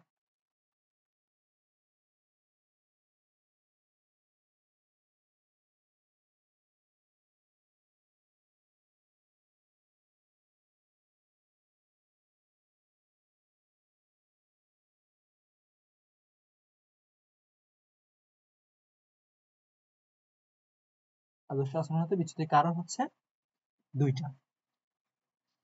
দেখো আদর্শ গ্যাসের সমীকরণ ছিল পিভি সমান এনআরটি, তার মানে কি এখানে এই যে এই পাশে যে গ্যাসগুলো ছিল বি সি ডি, এটা কেউ কিন্তু পিভি সমান এনআরটি সূত্র মানবে না, এরা কেউই পিভি সমান এনআরটি সূত্র মানবে না। আদর্শ গ্যাসের ক্ষেত্রে আমরা তাহলে যদি বলি এই বিচ্যুতির কারণ হচ্ছে দুইটা, একটা হচ্ছে তোমার চাপের ত্রুটির জন্য, একটা আয়তনের ত্রুটির জন্য।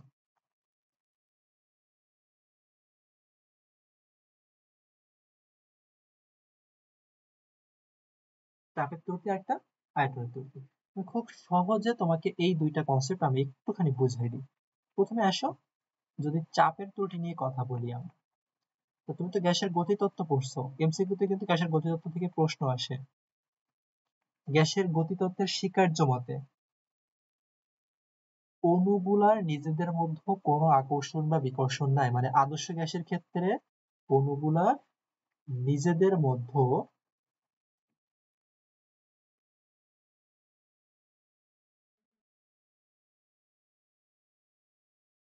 কোনো আকর্ষণ বা বিকর্ষণ নেই, কিন্তু বাস্তব গ্যাসের অণুসমূহের মধ্যে আকর্ষণ বা বিকর্ষণ আছে, মানে আন্তঃআণবিক আকর্ষণ আছে, এটা একটু মনে রাখো। বাস্তবে আকর্ষণ বা আকর্ষণ আছে, আন্তঃআণবিক আকর্ষণ আছে, জিনিসটা একটু বুঝো। ধরো এটা হচ্ছে একটা পাত্র, এই পাত্রে এরকম অনেকগুলা গ্যাস এরকম ছড়াই ছিটায় আছে। যখন এটা আদর্শ হবে তখন কি, ধরো এই যে দুইটা অণু আছে এদের মধ্যে কি কোনো আকর্ষণ আছে? কোনো আকর্ষণ নাই। আকর্ষণ না থাকলে এই অণুগুলা এই যে পাত্রের যে দেয়াল, এই দেয়ালে যে চাপ দিবে ওই চাপটাকে বলতেছি আমরা আদর্শ চাপ। চাপটাকে আমরা বলতেছি কি? আদর্শ চাপ। বাস্তবের ক্ষেত্রে যদি আসো, বাস্তবের ক্ষেত্রে এই দুইটা অণুর মধ্যে কি আছে? অবশ্যই আকর্ষণ আছে। বাস্তবের দুইটা অণুর মধ্যে কি আছে? আকর্ষণ আছে। যেহেতু আকর্ষণ আছে, এই অণুটা যদি এর দিকে টেনে নেয় তাহলে এই দেয়ালে কি বেশি ধাক্কা দিতে পারবে? পারবে না। বুঝো, যখন আদর্শ ছিল মানে এদের মধ্যে আকর্ষণ ছিল না, ধরো সুতা দিয়ে বাঁধা, সুতা দিয়ে যদি এটা বাঁধা থাকে তাহলে কি এ বেশি জোরে দেয়ালে ধাক্কা দিতে পারবে? পারবে না। কিন্তু যদি সুতা দিয়ে না বাঁধা থাকতো সে অনেক জোরে ধাক্কা দিতে পারতো, সে অনেক জোরে ধাক্কা দিতে পারতো।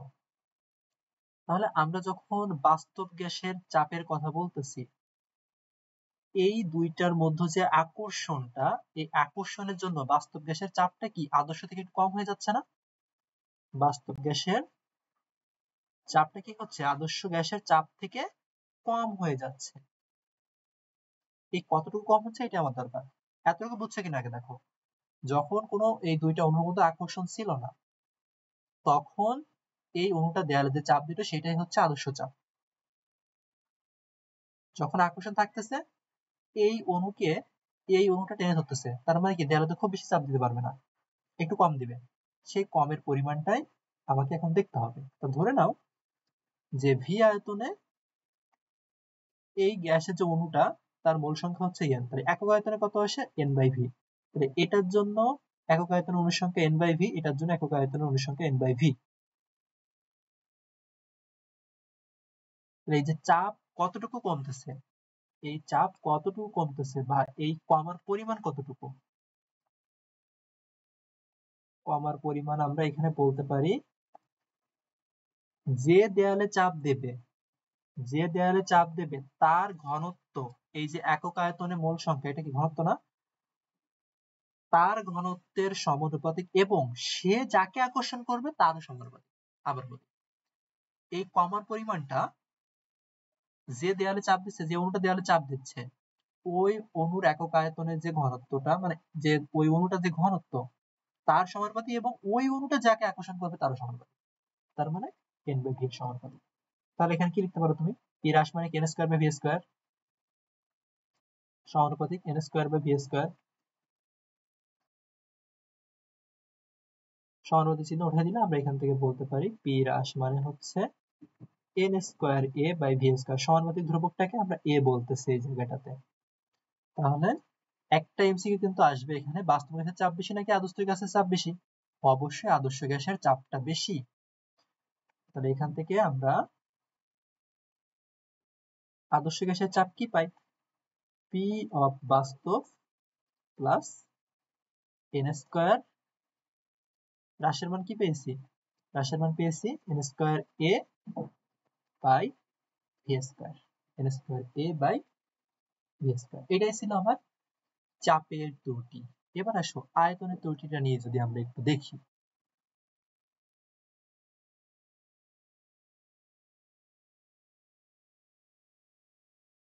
ওই পাত্রটার কথা চিন্তা করো,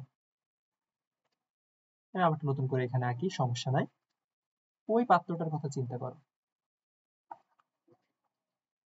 এটা যেহেতু আদর্শ গ্যাস যখন থাকতেছে, এই অণুগুলার আদর্শ গ্যাসের ক্ষেত্রে কি বলা হয়, মানে গ্যাসের গতিতত্ত্ব সূত্র অনুসারে কি বলা হয়, পাত্রের তুলনায়, মানে এই যে পাত্র, এই পাত্রের আয়তনের তুলনায় গ্যাসের অণুর আয়তন নাই বললেই চলে, অতি নগণ্য। এটা এখন কিন্তু বলা হয়েছে পাত্রের বা গ্যাস আধার, বইয়ে বলা হয়েছে গ্যাস আধার। পাত্রের আয়তনের তুলনায় গ্যাসের যে অণুগুলা, গ্যাসের অণুগুলার আয়তন নগণ্য, মানে নাই বলা যায়। তার মানে কি এই অণুগুলা ফ্রিলি মুভ করতে পারবে, মানে একে অন্যকে সরাই দিতে পারবে। কিন্তু বাস্তব গ্যাসের ক্ষেত্রে পাত্রের কি আয়তন আছে না? অবশ্যই।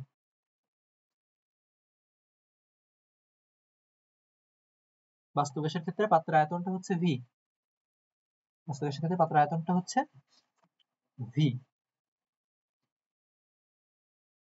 এখন এই অণুগুলা ফ্রিলি যখন মুভ করতেছে ভালো কথা, তা অণুগুলা তুমি যখন এক জায়গায় করবা, সে কিছু জায়গা দখল করবে না? মানে অণুগুলা যেখানে ঘুরতেছে, এই অণুটা এই জায়গায় আছে, তাহলে সে অতটুকু জায়গা দখল করছে কিনা? করছে তো, অবশ্যই করছে। এই অণুগুলা কি এই জায়গাটুকু দখল করছে না? তা প্রত্যেকটা যে জায়গাটুকু দখল করছে সেই জায়গাটুকু ধরো বি, যে জায়গাটুকু দখল করছে সেই জায়গাটুকুর পরিমাণ ধরো বি।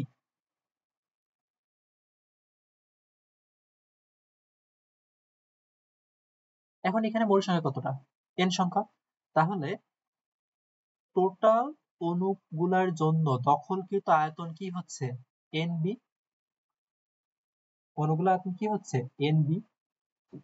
তাহলে আদর্শ অবস্থায়, আবার বুঝো, দেখো আদর্শ অবস্থায় আয়তনটা কি একটু কমে যাচ্ছে না? বাস্তব গ্যাসে পাত্রের আয়তন ছিল ভি, আদর্শ গ্যাসে অণুগুলোর কোনো আয়তন ছিল না বলা হয়েছে। অণুগুলো তো জায়গা দখল করতেছে, কতটুকু জায়গা দখল করতেছে? টোটাল অণুগুলো এনবি জায়গা দখল করতেছে। তাহলে তার কি আয়তন একটু কমে যাচ্ছে না? তুমি এই আদর্শের ক্ষেত্রে তুমি বাস্তব গ্যাসের আয়তন, পাত্রের আয়তন ভি মনে করো, এর ভিতরে যে অণুগুলো আছে,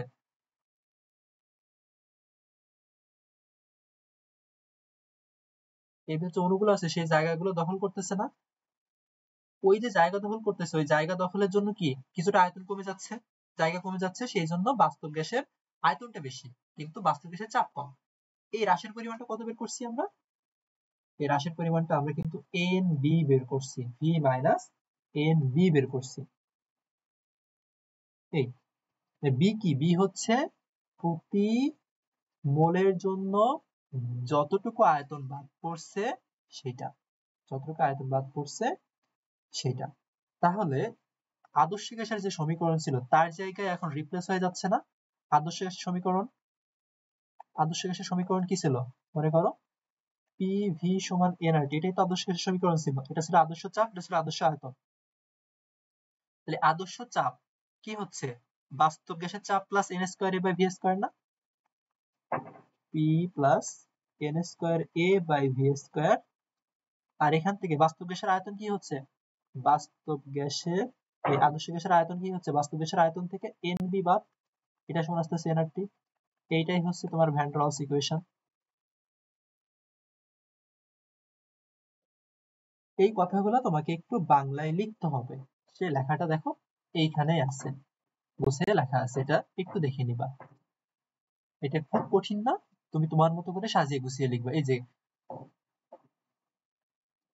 বাস্তব গ্যাসের ক্ষেত্রে গ্যাসের অবশ্য আয়তন আছে, সেই জন্য এটা ওই আমি যেভাবে বলছি ওইভাবে বাংলা লিখতে পারো।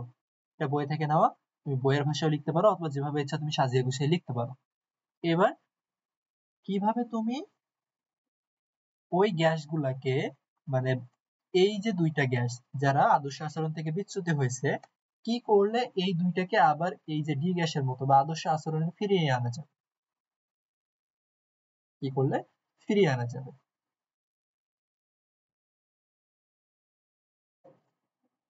দেখো এখানে খুব সুন্দর করে লেখা আছে, প্রথমত এ আর বি কি বাস্তব গ্যাস, তাহলে এদের জন্য কি প্রযোজ্য, ভ্যান ডার ওয়ালস প্রযোজ্য। এখন এই যে ভ্যান ডার ওয়ালস ইকুয়েশনটা ছিল, এই ভ্যান ডার ওয়ালস ইকুয়েশনে আমার এইটুকু বাদ দিতে হবে, এইটুকু বাদ দিতে হবে। যদি এইটুকু বাদ দিতে পারি তাহলে পিভি সমান কিন্তু আমরা এনআরটি পেয়ে যাই। তাহলে এই এন স্কয়ার এর যে এটা ছিল, এটাই হচ্ছে তোমার আমরা যে আন্তঃআণবিক আকর্ষণ বলছিলাম তার জন্য, আর বিটা কি আয়তন সংশোধনের জন্য। এই দুইটার একক কিন্তু আসে, পরীক্ষায় দুইটার একক আসে। একক বের করবো কিভাবে, P plus N square A by V S সমান 0 ধরবা, আর ভি মাইনাস এন বি সমান 0 ধরবা। এখানে এন সমান কি, এন বলতেছি, বি সমান কি আসে, ভি বাই এন আসে, তার মানে লিটার পার মোল। একইভাবে এখান থেকে তুমি এ এর একক বের করবা, এ সমান কি আসে এখানে, PV square by N square, তার মানে কি litre square atmosphere per mole square, litre square atmosphere per mole square, এটা হচ্ছে এর একক। আচ্ছা যাই হোক, তাহলে আমাকে ওই দুইটা বাদ দিতে হবে। যখন আমি চাপটা কমাবো, তাপমাত্রাটা বাড়াবো, তখন বাস্তব গ্যাসের আয়তনটা বেশি হয়ে যাবে, আন্তঃআণবিক দূরত্বটা বাড়বে। দেখো এইখানে আমরা বলছিলাম যে আন্তঃআণবিক আকর্ষণ কাছাকাছি থাকা মানে আন্তঃআণবিক আকর্ষণটা বেশি, আর আন্তঃআণবিক আকর্ষণটা বেশি হয়ে গেলে কি হচ্ছিল, এই কিছুটা চাপ কমে যাচ্ছিল। তো যখন দূরত্ব বাড়বে আকর্ষণটা কি কমবে, আন্তঃআণবিক দূরত্ব বাড়লে অণুগুলার আকর্ষণ কমবে, আকর্ষণ কমা মানে কি, যে আকর্ষণ কমবে, আকর্ষণ কমা মানে অণুগুলা ছোটাছুটি করবে। তাহলে গ্যাসের আয়তনটা যদি বেশি হয়ে যায়, যার জন্য গ্যাসের অণুগুলার বেগ বৃদ্ধি পাচ্ছে, আন্তঃআণবিক আকর্ষণ বল কমে যাচ্ছে, সেজন্য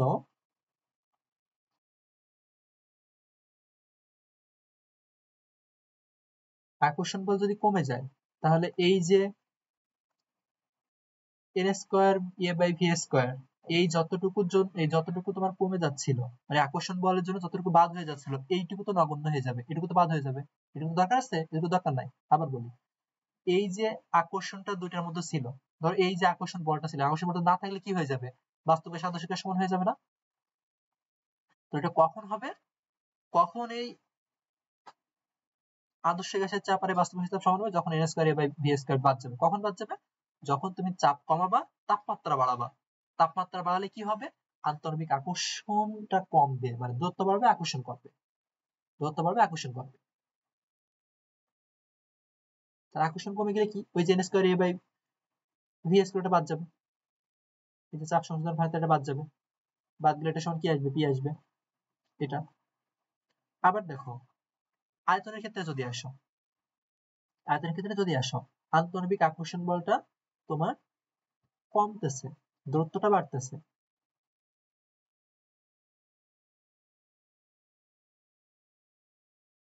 এই জায়গায় আমরা কি ধরছিলাম, এই যে ভি মাইনাস এন বি, যখন তোমার দূরত্ব বাড়বে, অনেক বেশি ছোটাছুটি করবে, এই বি কি ছিল, এক একটা অণুর দখলকৃত আয়তন, এক একটা অণুর দখলকৃত আয়তন।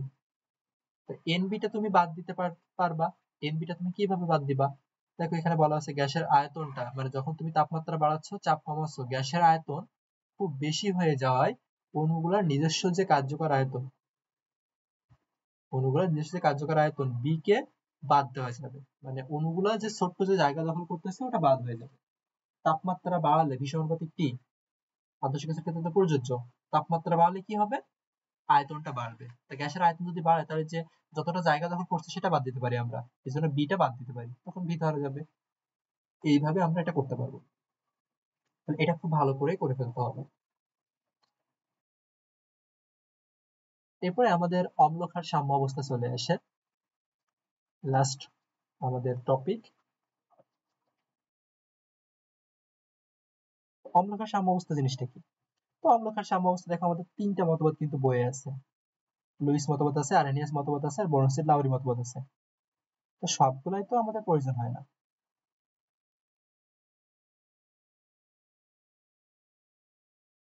সবগুলো সম্পর্কে আমি যদি অল্প অল্প করে বলি, প্রথমে আছে তোমার আরহেনিয়াস। আরহেনিয়াস মতবাদে কারা অ্যাসিড? যারা জলীয়, আর আরহেনিয়াস মতবাদ মানে কিন্তু সেখানে অবশ্যই জলীয় পদার্থ থাকতে হবে। জলীয় দ্রবণে যারা হাইড্রোজেন আয়ন দেবে তারা হচ্ছে অ্যাসিড। আর বেস কারা বা ক্ষার কারা? জলীয় দ্রবণে যারা ওএইচ আয়ন দেবে তাদেরকে আরহেনিয়াস তত্ত্ব অনুসারে কি বলা হয়? ক্ষার বলা হয় বা ক্ষারক বলা হয়। এটা অতটা ইম্পর্টেন্ট না, কিন্তু বোরনস্টের লাউরি বা প্রোটনীয় মতবাদ এটা কিন্তু সৃজনশীলের জন্য খুব ইম্পর্টেন্ট। বোরনস্টেড লাউরি মতবাদ অনুসারে কাদেরকে অ্যাসিড বলা হবে? যে হাইড্রোজেন আয়ন দান করবে, যে হাইড্রোজেন আয়ন দান করবে তাকে অ্যাসিড বলা হবে। আর যে হাইড্রোজেন আয়ন গ্রহণ করবে তাকে বেস বলা হবে। বোরনস্টেড লাউরি মতবাদ অনুসারে হাইড্রোজেন আয়নকে কি বলা হয়? প্রোটন বলা হয়। সেজন্যই কিন্তু বোরনস্টেড লাউরি মতবাদের আরেকটা নাম হচ্ছে প্রোটনীয় মতবাদ। প্রোটনীয় মতবাদ। তুমি যদি অ্যাসিডের ব্যাখ্যাটায় আসো, এখানে দেখো HCl, HCl কি করতে পারে? এখানে হাইড্রোজেন আয়ন ত্যাগ করতে পারে, তাহলে এই কারণে সে একটা অ্যাসিড। আবার তুমি ক্ষারের হিসেবে যদি আসো, এই যে অ্যামোনিয়া, এটার সাথে তুমি হাইড্রোজেন আয়ন যুক্ত করে কি তৈরি করতে পারো? অ্যামোনিয়াম আয়ন তৈরি করতে পারো। এই অ্যামোনিয়া কি করছে? একটা হাইড্রোজেন আয়ন গ্রহণ করছে না? যদি সে গ্রহণ করছে সেজন্য সে হচ্ছে বেস, সেজন্য সে কি? বেস। আর উভধর্মিতার ব্যাখ্যা আসবে, পানি উভধর্মী হিসেবে কাজ করে। পানি কেন উভধর্মী? এসিডের সাথে বিক্রিয়া করা বা ক্ষারের সাথে বিক্রিয়া করা। বা আরেকটা উভধর্মী আছে, মনে রাখবা, যে হাইড্রোজেন যুক্ত নেগেটিভ আয়ন গুলা উভধর্মী, যেমন বাইকার্বনেট, এগুলো কি উভধর্মী। এরকম যতগুলো আছে, এরকম যতগুলো আছে। তারপরে বাইসালফেট। এখন আমি যদি একটা বলি যে HSO4 ধরো মাইনাস, এখানে হাইড্রোজেন আয়ন, সালফিউরিক অ্যাসিড, এটা কি বলবা তুমি? এই বাইসালফেটটাকে অ্যাসিড বলবো না ক্ষার বলবা? দেখো সে একটা হাইড্রোজেন আয়ন গ্রহণ করছে, তা হাইড্রোজেন আয়ন যে গ্রহণ করবে তাকে কি বলা হবে? বেস বলা হবে না? বোরনস্টেড লাউরি মতবাদ অনুসারে। আবার যখন তুমি বাইসালফেট থেকে একটা হাইড্রোজেন আয়ন বের করে দিবা, তার মানে কি SO4 মাইনাস, তাহলে সে কি করছে? প্রোটন ত্যাগ করছে, তাহলে সে কি হবে? অ্যাসিড। এইখান থেকে কিন্তু আমরা অনুবন্ধী অ্যাসিড ক্ষারের কনসেপ্টটা পেয়ে যাই। অনুবন্ধী অ্যাসিড ক্ষারের কনসেপ্টটা এইখান থেকে আমরা পাই।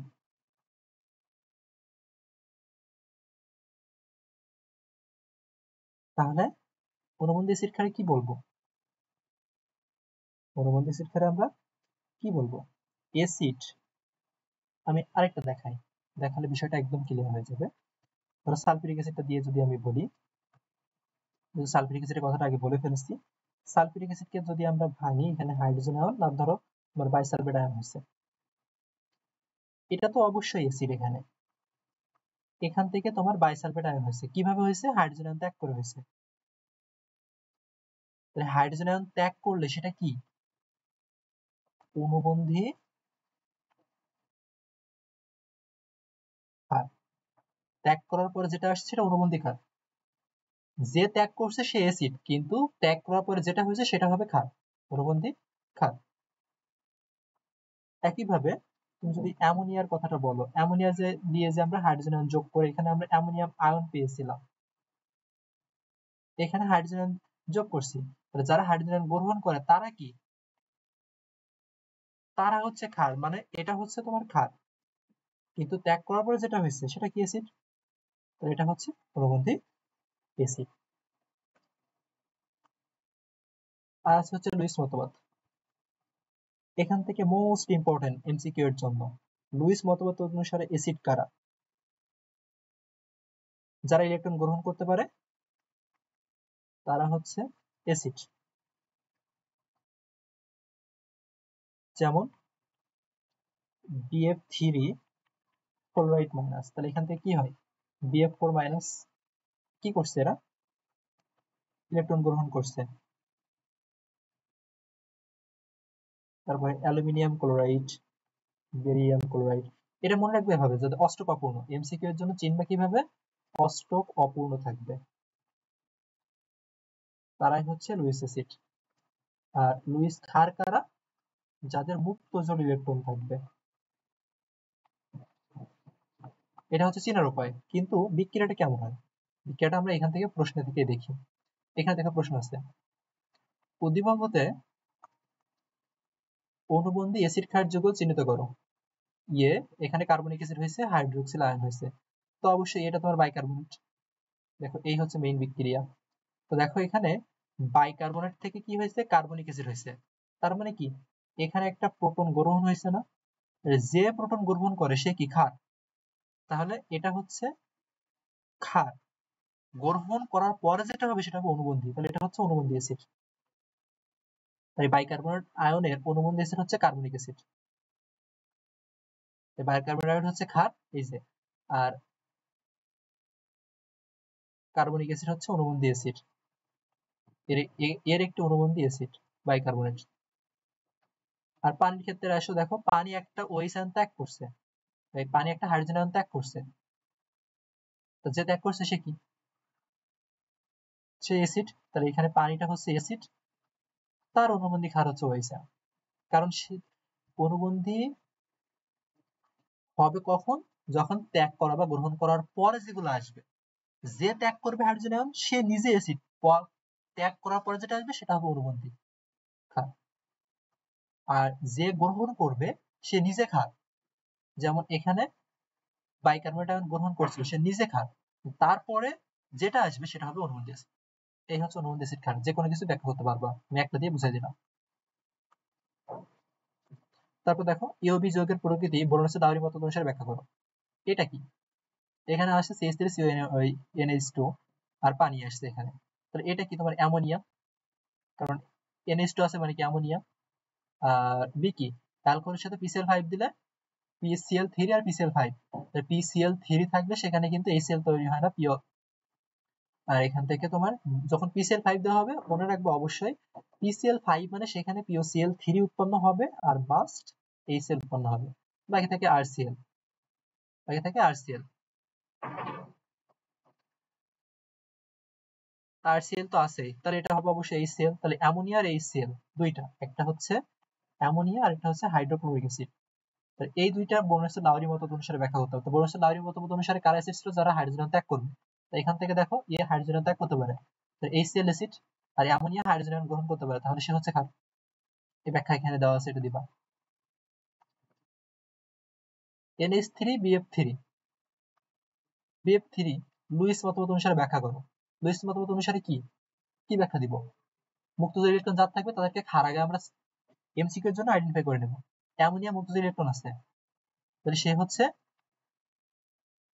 ক্ষার। BF3 তে দেখো অষ্টক অপূর্ণ আছে, বোরনের শেষ কক্ষপথে তোমার 5টা ইলেকট্রন যদি থাকে, তাহলে এখানে বোরনের শেষ কক্ষপথে 3টা ইলেকট্রন আছে, তাহলে 3টা যদি ফ্লোরিন গঠন করে, তো 3 দুগুণে 6টা ইলেকট্রন, 2টা ঘাটতি আছে না। তাহলে এখানে যদি আমরা বলি যে লুইস অ্যাসিড ক্ষার মতে, তাহলে প্রথমত আমরা এটা আইডেন্টিফাই করে নিয়েছি, কিন্তু যেহেতু এখানে অষ্টক অপূর্ণ আছে, তাহলে এটা হচ্ছে লুইস অ্যাসিড আর এটা হচ্ছে লুইস ক্ষার। এখন কিভাবে ব্যাখ্যা দিব, দেখো যারা ইলেকট্রন জোড় গ্রহণ করবে লুইস মতবাদ অনুসারে, যারা ইলেকট্রন জোড় গ্রহণ করবে তারাই হচ্ছে অ্যাসিড। দেখো লুইস অ্যাসিড কি, যারা ইলেকট্রন জোড় গ্রহণ করবে। তাহলে এখন এই BF3 এর দুইটা ঘাটতি আছে না, দেখো তো 3 দুগুণে 6টা ইলেকট্রন, বাকি দুইটা ঘাটতি আছে। আর অ্যামোনিয়াতে দুইটা বেশি আছে, NH3 তে দুইটা বেশি আছে, তাহলে এই দুইটা একে দিতে পারবে, এই দুইটা একে দিতে পারবে। তাহলে তোমার কি আসবে এখানে, BF3 NH3। যেহেতু BF3 এ এক জোড়া ইলেকট্রন গ্রহণ করতেছে, সেজন্য সে হচ্ছে লুইস অ্যাসিড। আর অ্যামোনিয়া এক জোড়া ইলেকট্রন ত্যাগ করতেছে, লুইস ক্ষার কারা হয়, যারা এক জোড়া ইলেকট্রন ত্যাগ করে। তো এই অ্যামোনিয়া যেহেতু তোমার এক জোড়া ইলেকট্রন ত্যাগ করতেছে, সেজন্য তারাই হচ্ছে লুইস ক্ষার। এই ব্যাখ্যাটা এখানে দেওয়া আছে, একটু দেখে নিবা। শেষ। তাহলে পরিবেশ রসায়নে সবকিছু A to Z তোমাকে অল্প সময়ের মধ্যে বুঝিয়ে দিলাম, ইনশাল্লাহ এটা তোমাদের অনেক হেল্প করবে। এরপরে আমরা তড়িৎ রসায়ন, পরিমাণগত রসায়ন এবং জৈব রসায়ন নিয়ে আলোচনা করবো।